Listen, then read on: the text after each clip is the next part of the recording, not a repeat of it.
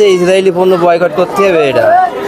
আর এর যে বিকল্প পণ্যগুলো আমাদের দেশি যে পণ্যগুলো আছে এই পণ্যগুলো এগুলো আসলে আমাদের জানা উচিত, কারণ আমাদের মুসলমানদের একটি টাকা যেন ইহুদি বেধর্মীদের ফান্ডে না যায়, এই জন্য আমাদের প্রত্যেকে সচেতন হওয়া উচিত। কি দিচ্ছ হয় না তুমি এটা কি দিচ্ছ ইসরায়েলি পণ্য বয়কট করার জন্য। করার জন্য কি বয়কট করতে হবে সেটা দেখার জন্য পোস্টার দিচ্ছে, তাই তো? জি। ঠিক আছে, আমাদের একটু দেখাও।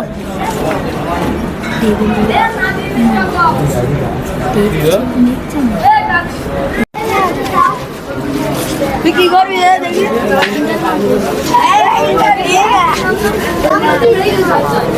ফিলিস্তিনে রক্ত ঝরছে, আগুন জ্বলছে, দেখুন ওরা আমাদের রক্ত দিয়ে আমাদের ইসরায়েলি পণ্য বয়কট করতে হবে সেরকম কিছু ইসরায়েলি পণ্য বয়কট করতে হবে।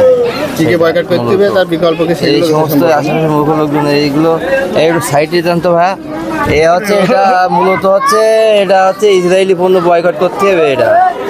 আর এর যে বিকল্প পণ্যগুলো আমাদের দেশি যে পণ্যগুলো আছে এই পণ্যগুলো এগুলো আসলে আমাদের জানা উচিত, কারণ আমাদের মুসলমানদের একটি টাকা যেন ইহুদি বেধর্মীদের ফান্ডে না যায়, এই জন্য আমাদের প্রত্যেকে সচেতন হওয়া উচিত। এই কাজটা যেই করুক তাকে আমি ধন্যবাদ জানাই। হ্যাঁ, কোন জায়গা? এটা কামালনগর দক্ষিণ পাড়া। কামালনগর দক্ষিণ পাড়া দারুসালাম জামে মসজিদ।